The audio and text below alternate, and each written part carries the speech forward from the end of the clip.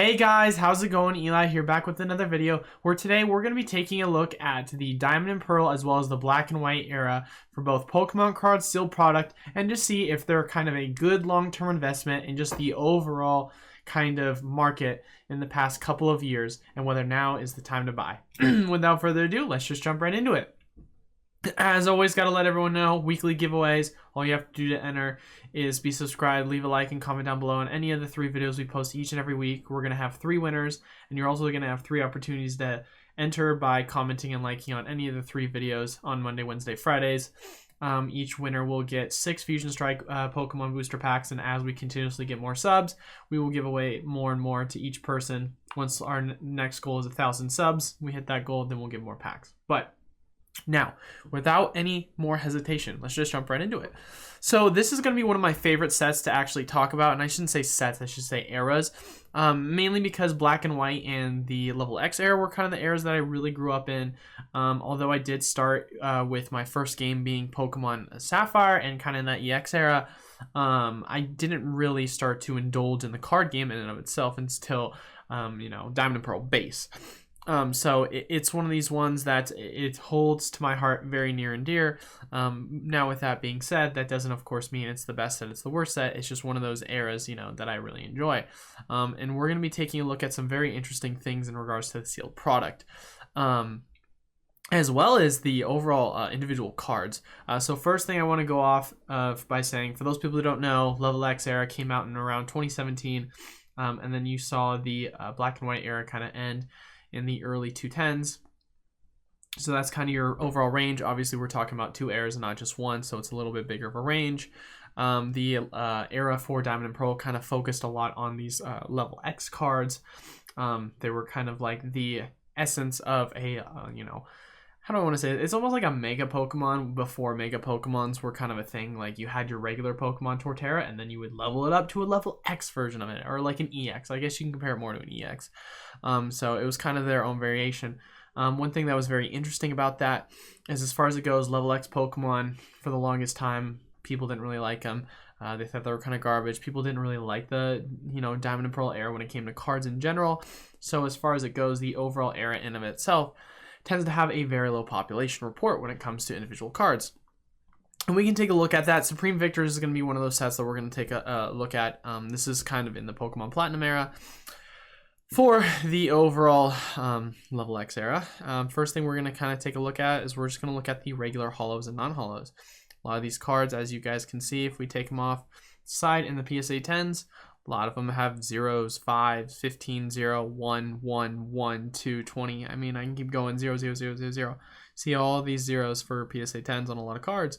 And then once you start hitting the Lv.x's, you can really see, okay, 18, 37, Charizard, of course, 111, 15, 25, 34. Like, these are very low population cards. And it was one of these things where for the longest time, these cards in and of themselves were selling for around, as low as $20 or so. And then this past year, you started to be able to purchase them for around $100, and then eventually 300. And now, I mean, we'll take a look at some of the overall cards for Lv.x. Oopsie, sorry, we're going to take a look at that one later. We had a record-breaking sale for the Empoleon just recently, literally December 5th, 5,600. Infernape Lv.x sold for 800. Torterra Lv.x sold for 765. You have a lot of these cards that really just in PSA 10 condition specifically sold for absolutely monster amounts. And then another one we're going to actually take a look at too is we're going to take a look at some of the Supreme Victor Lv.x's and their sale prices. 1,700 for the Rayquaza, basically 1,400 for the Garchomp. This was, and then here's the interesting thing. So this one sold December 25th, 1,700. This one sold December 12th. So this really just goes to show you guys that the overall value of these Lv.x's is still on the incline, where the rest of the market, from what we've shown, is on the down. And that's something that's very fascinating. This one, I don't know exactly what this sold for. We can kind of take a look at that on 103 point or 130 point sales. For those people that want to know how I kind of get to see what these crossed out sales prices actually are on eBay.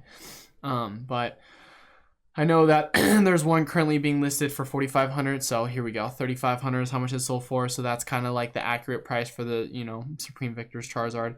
1,400 for this Staraptor. Almost 1,000 for this Blaziken. I mean, guys, these are prices for level X cards that are absolutely insane. It's crazy to me that these cards are going as high as they are. And now, of course, you can say like, oh, well, it's not that crazy because of the population report, right? And that's something we're going to actually key into. But I want to bring up another point with this and why I think this is absolutely crazy. So, of course, you got to look at everything in kind of the grand scheme of things and kind of looking at it to scale. When you're saying to yourself, most of the time when it comes to a set, if you take, let's say, like base set first edition, right? Charizard's obviously worth like $500,000, right? Crazy expensive card, crazy worth a lot. And then if you look at a lot of the other cards, you can see the Blastoise going for upwards of, $80,000. Venusaur is kind of in that $20,000 to $30,000 range. So as far as it goes, when it comes to, trying to recoup the overall price of the booster box, the only box in and of it, or the only card in and of itself that's going to get anywhere near to recouping upwards of $350,000 to $400,000 for a first edition box is that Charizard, right? And so you're saying to yourself, okay, well, let's say you pull the Venusaur, right? Sell it for like 20, 30K. That's still less than a tenth of the booster box price, right? You pull the Blastoise, you say, okay, maybe it's a fifth of the price, but still in and of itself, you're talking about low margins, right? So we're going to be taking a look at Supreme Victor's booster boxes. So I want to say back at the start of the year, of course, I can't pull up this data because, it's not available to me, but still the point will stand because I have seen this sale before. We had a Supreme Victor's booster box selling for around $9,000, I think is how much it sold for. It sold for $8,000 or $9,000, but it was like a record-breaking sale, sold for some crazy amount of money, right? This was back at the start of this year. Then we just, not that long ago, back in July, had a sale for the same exact Supreme Victor's booster box. $5,520. In and of itself, you're saying to yourself, whoa, that's a huge drop. That's about a $3,000 to $4,000 drop as far as it goes for a booster box, especially considering the fact of the matter that, we're taking a look at the booster box and the overall prices of the individual cards. You're saying to yourself, $5,500, we're going to divide 5,500 divided by 1,700.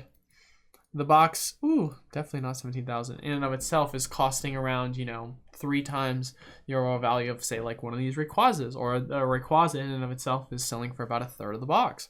Then you have the Garchomp, sells for 25% of the box, 25% of the box basically sells for 50 to 70% of the box. So it's one of these things where you're saying to yourself, whoa, that took a huge hit, especially considering the fact that these cards are still ridiculously expensive, right? And then we just had a recent auction actually just end. This one was sold here. I follow a lot of Lv.x booster box prices, so I already have a lot of this data. December 9th for $4,200. And that's not a crappy looking booster box, guys. Like, that is a nice looking booster box in a sealed case. So it's one of these things where, actually, no, it's not in the most amazing if you look up at the top. But at the end of the day, the point that I'm still making with that is it sold for $4,200 not that long ago, right? Once again, going back and you're going to do the math for this. Okay, we're going to say, it went from, 3x to now, say 4,200 divided by 1,700. You're now saying to yourself, oh my goodness gracious, it dropped about, I mean, it dropped down from being 3 times the amount of the Rayquaza to only, about 2.5, we'll say. Which you might think to yourself, oh, that's not a huge drop, but that's a massive drop. That's a, a $1,300 drop. And the fact of the matter is, like I mentioned to you guys before, when you're saying to yourself, okay, all I need to do as far as it goes to make my money back on these first edition boxes is I have to be able to pull that Charizard. And if you don't pull the Charizard, you're not going to make your monies back, right? Even if you get a bunch of these Holos, right? And even if you get a bunch of these Holos, as far as it goes, and they all got 10s hypothetically, right? Even if every single other one of them got 10s, but you didn't get that Charizard, you are still going to be losing money, right? Now, it's very different when it comes to the overall thing about this market. And of course, Lv.x's are not the same as Holos. Holos are going to be more pulled and more common and stuff like that. But when it comes to the overall, chase cards, in and of themselves, just if you hit one of these chase cards, you're recouping a large amount of your initial investment on the booster box, which is very fascinating. And then you take that into consideration over the fact of the matter that a lot of these holos and reverse holos, population 1, population 2, population 10, they are very low in their overall population. And if we want to take a look at, say, like the Supreme Victor's, holo PSA 10, we can take a look and see, of course, if there's going to be any sales history for it. But you've got a, Venusaur, which is selling for about, $255. You can get the Articuno, which is selling for around $679. This, of course, is a secret rare, so it's a little bit different. You got reverse holo, Articuno, which sold for a good amount. Of course, take it with a grain of salt. We don't know exactly the price it sold for. $675, $863. Once again, these are just reverse rares. This one, of course, you're going to say it's probably selling for around the $250 range or so.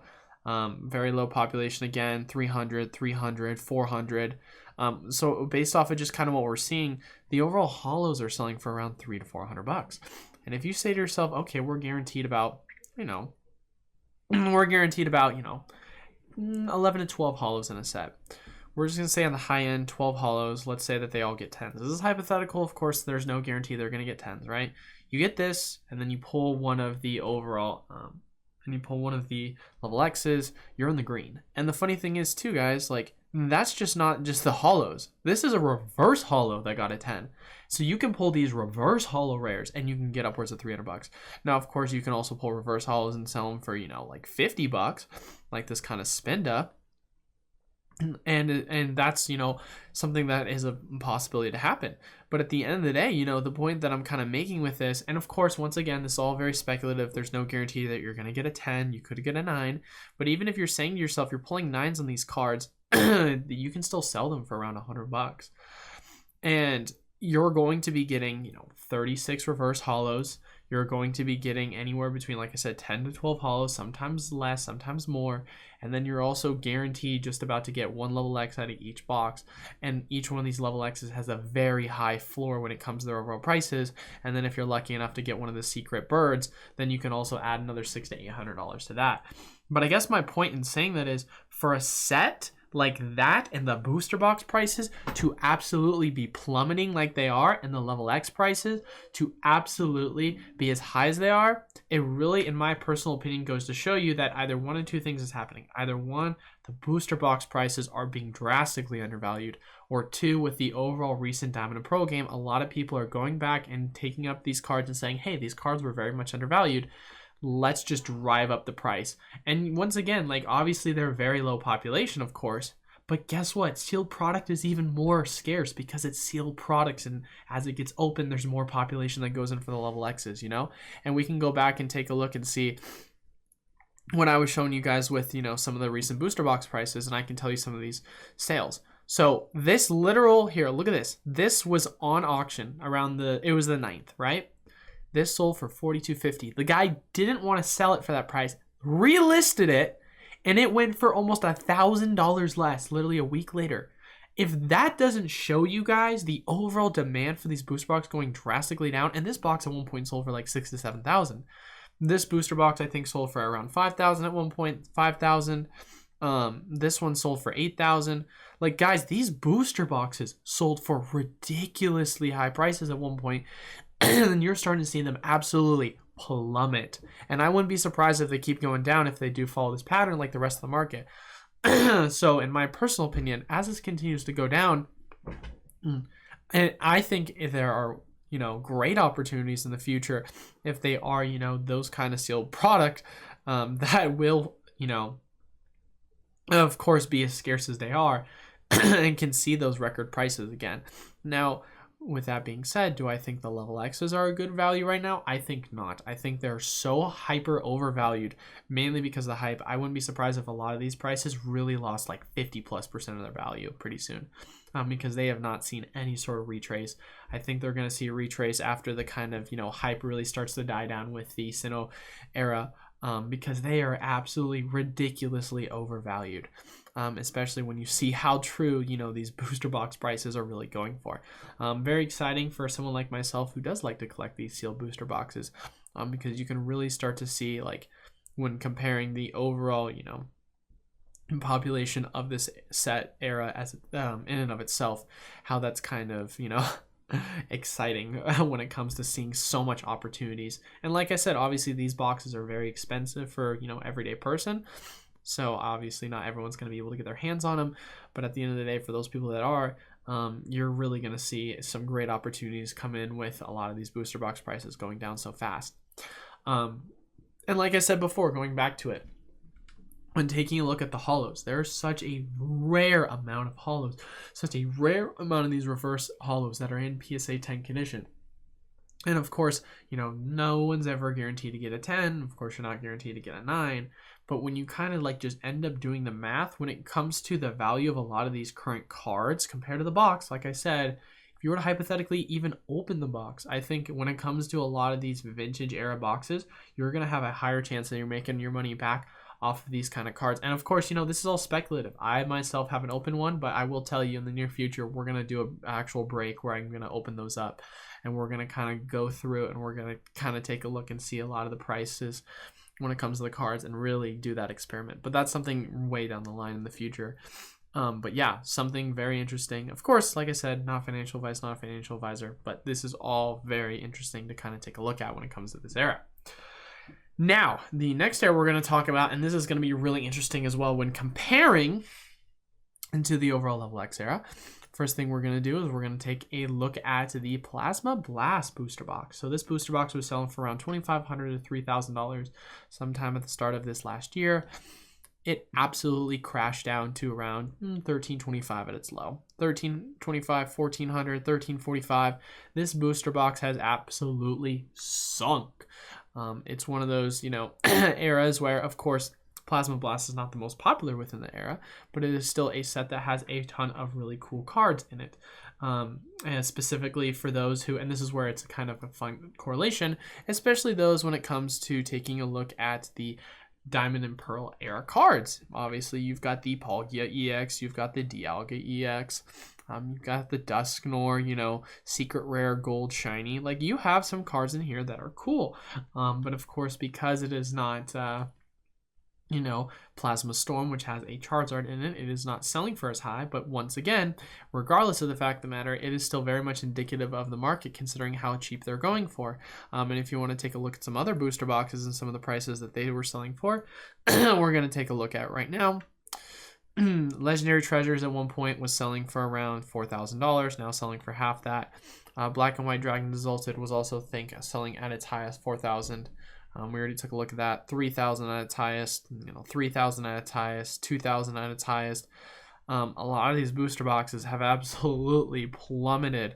And the fact of the matter is, too, guys, you're able to pick up XY eras like booster boxes for more money than you are a lot of these black and whites. And now you can say, oh, well, black and white first edition, like, not first edition, but base set didn't really have a ton of good pulls, and, you know, Emerging Powers didn't have a ton of good pulls. I agree with you.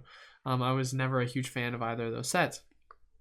Plasma Freeze, on the other hand, you guys want to take a look at that. We can say Plasma Freeze and see what some of the cards that you can pull in that. Because obviously, I already showed you guys Blast. You've got some good cards you can pull. Plasma Blast, Plasma Freeze, Empoleon, Garchomp, Shiny Ultra Ball. You've got Professor Junifer, Waifu card. You've got a Geddes, which I know a lot of people aren't huge fans of him, so I can understand that, but still a full art trainer, that's cool. Deoxys, which is, of course, a fan favorite card. You've got you've got a couple other plasmas. You got the Latias, you got the Latios. I mean, you've got some cool cards that you can pull in this set. And so it's one of these things where these booster box prices are absolutely cheap. And so it's one of those things where you got to say to yourself, okay, are we going to be looking and seeing the same exact thing when it comes to the overall prices of the individual cards? Well, first and foremost, let's take a look at the population for the Black and White Plasma Blast era. Go all the way down, take a look at the EX for the Dialga Palkia. They're around the same population as far as it goes for the Lv.x era. 18 for the Palkia, 30 for the Dialga, right? So you're saying to yourself, oh man, these Lv.x's, they're, you know, a little bit older, around back-to-back time zones, on top of the fact of the matter that you're saying to yourself, the overall value of these cards is absolutely crazy, right? So you must think to yourself that they're probably going to mirror the same amount. They're probably going to be pushing $1,000+, right? Well, you would be completely wrong. as far as it goes. This, sold for upwards of about $500. This one sold for $438. These both have extremely low populations, and they sold for less than $500,000. And that to me is absolutely crazy. And that's why I think that a lot of these level X's are going to go down to these prices. Because I think that this is the actual true indicative prices when it comes to the overall era. I think these are fair value prices. I think, of course, as the market really starts to churn down, these cards are going to take bigger hits. But, of course, because they're low population, not as big of hits as other eras. But with that being said, comparing back-to-back eras, literally within like a year of one. I mean, let's take a look. We can see when Plasma Blast came out. So Plasma Blast release date. So the overall Plasma Blast set came out in August 2013, right? So like I said, early 2010s.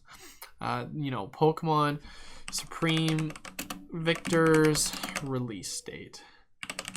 The overall release date for Supreme Victors was 2009. So you're talking about, and this was both in August. So these sets were about a 4-year apart difference. So like I said, only a couple years. And you might think to yourself, like, only a couple years, like that makes such a big difference. Like Eli, like when saying that, comparing one of the, current standard set booster boxes going for 100. And then you say to yourself, oh, well, you take a look at like 2018 and Cosmic Eclipse, or you take a look at Unified Minds, like see how they're going for $300 to $400, different. Of course, that's comparing, modern. But if you want to take a look at, let's say, let's just do booster box prices for Pokemon. We're going to go looking at the high to low. Obviously, back-to-back eras, guys. Back-to-back eras. This is XY era. This is Sun and Moon era. This is XY era. This is Sun and Moon era.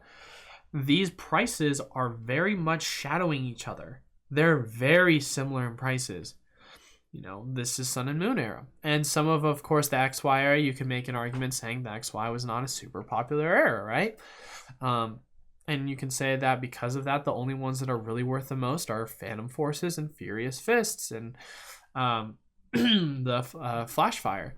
But even with that being said, and of course, X and Y evolutions, but even with that being said, comparably when scaling the price, if we're taking a set like, let's say, Evolutions, or a set like Phantom Forces Furious Fist, which is the most highest valued, overall booster box, and then you take a Sun and Moon era one with a Cosmic Eclipse, they're back to back, of course. And of course, you can once again say like the overall value when it comes to the XY, because it is from like this is kind of the early XY and this is the back end of Sun and Moon. So if you really want to compare, obviously, the drastic value of the booster boxes, but then of course if you go and you look at the individual cards and you compare the individual cards, they follow very much so a similar kind of price comparison when taking a look at some of the most expensive cards within that set. Of course, if you don't believe me, we can kind of take a look and say Phantom Forces. Take a look, see how expensive a lot of these cards are. Most expensive card, $155 is what the market price is going for. $50, right? Then we say Cosmic Eclipse. Take a look at the most expensive card in the overall Cosmic Eclipse, going for around $134. Literally a $20 difference. $117, of course, you got the Charizard. And then you start going lower and lower each one, mirroring very similar prices. Now, of course, there are going to be more cards in this personal set that's going to sell for more, because this set in and of itself has a lot more pull rates. Not pull rates, but like cards you could pull compared to the kind of XY era. They didn't have as many, big hitter cards. I mean, once you start hitting, Mega Manatrix, like, look at these card prices, guys. Like, and you could say, it wasn't as heavily as printed as the Sun and Moon era. You could say, but I think personally, it really just comes down to the fact of the matter that there's just not many of these pulls compared to what you're kind of seeing within the Sun and Moon era, which has a ton more to pull. So that's where I guess I'm making my comparison is, yes, of course, you're seeing the booster box prices when kind of comparing the newest set, the farthest set, that kind of 4 to 5 year gap. But when you look at the overall individual cards, they're very much so in the similar price range. So if we're seeing that within the level X's compared to these kind of big chase cards in the black and white era, they shouldn't see that much of a disparity when it comes to the overall value of them. And so that's why, like I said before, I'm going to keep beating on a dead horse. I think that you're going to see a lot of these level X prices really start to crash after the kind of hype dies down because of these upcoming games that came out. And honestly, guys, I don't think it's a bold statement to say that, you know, if you can find like a Plasma Blast booster box for sub $1,000, I think that is an amazing deal. Because like I said before, man, XY era booster box is selling for more than that. And it is a newer era, right? An XY Evolutions booster box, a set that came out in like 2016, sold for upwards of 1,000, which is almost around the same price. Like, guys, booster boxes in this era shouldn't be selling for that much. Okay, Team Up actually is one I didn't see that is selling for more in the Sun and Moon era. But I still stand by, as far as it goes, my points that I made with Cosmic Eclipse. But regardless, man, like, these booster box prices for XY should not be near as valuable as the black and white era, you know? And so I think it really goes to show you that, in my personal opinion, the black and white era is super undervalued in the grand scheme of things. And why do I say the grand scheme of things? I mean, obviously everything gained value over the past, year or two. But when it comes to the ones that still in and of themselves didn't go hyper parabolic as the rest of the market did, I would say the black and white era is definitely one of the worst performing kind of eras when it comes to the overall hype that has been the past 2 years. And, it's a set that I think, or an era that I think that really got overlooked. Especially when you compare, once again, the population report compared to Lv.x era to black and white era. I mean, guys, once again, look at this: 1 0 0 1 0 0 1 0 0 1 2 3, like 8, like literally, guys, like, you're telling me like the populations for these are even as same as the Lv.x, if not less. So it really just goes to show you, once again, the population for this era. So I think there's a actual huge opportunity in the near future. And I myself, once again, I'm going to get to a point where when I start to collect a lot of these cards, I would love to be able to get PSA 10 master sets. And so I, think if I can get Plasma Blast booster box sub $1,000, you might see your boy opening a Plasma Blast and try and just sending them all in to get graded and see if I can get some good value off those reverse hollow holos. Obviously, you're not going to get the same amount of value, as you can say, comparatively to, a Lv.x, but also when talking about from a percentage perspective, if you're buying a Plasma Blast booster box for around $1,000 or $1,000, and you're able to sell these for around 50% of the value of the box, and then you're also saying to yourself you're going to have a bunch of these other holos and that you could pull, I think you could actually find even more value in this era long term than you could if you were to try and get this era graded compared to Lv.x. Obviously not financial advice, not a financial advisor, but these are ideas that I like to kind of put in your guys' head and kind of make you guys think about it, especially considering that there's such a low population for a lot of these holos that the only real way for you to kind of get them is either, pay whatever the price is, and if you think it's a fair market value, great. And for those that are zero population report, you're going to literally have to buy boxes and open them and hope that they get 10s in order to kind of go that route if you really are that dedicated about this era and collecting a lot of those cards. But if you're not, of course, you don't have to go that route, and you can kind of just decide what you want to do when it comes to investing in individual cards or sealed product. But for someone who, like I said, I'm very passionate about these eras. These are the eras I grew up in. That's the route that I'm going to end up taking. So really kind of wrapping up the video. I think Lv.x cards are very, very overvalued. I think the reason for that is because of the overall Sinnoh hype. I think that the overall corrective prices of the booster boxes in this era are indicative of the fact that demand in the overall market's going down, and it shows really that the only reason why the cards are not going down is, once again, going back to the fact of the hype, and that the cards will follow suit eventually of the booster box prices. I think the booster box prices, of course, will continue to go down as, once again, the market continues to go down across the board.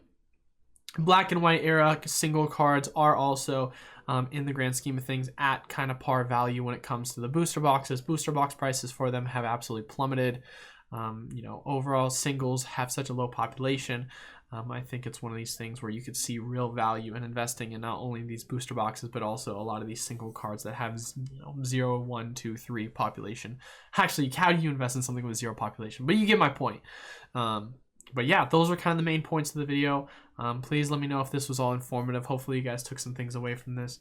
But I think there are a lot of very important things to kind of take a look at and see in this era of both of these generations, because there is a lot of opportunity in them in, you know, the near future, long term for sure. But yeah, that is all I have for today's video. As always, doing weekly giveaways. All you have to do to enter, leave a like, comment down below, and be subscribed to the channel on any. And then of course, you know, we have up to 3 winners, and you have 3 opportunities to enter if you just leave a comment and like the video.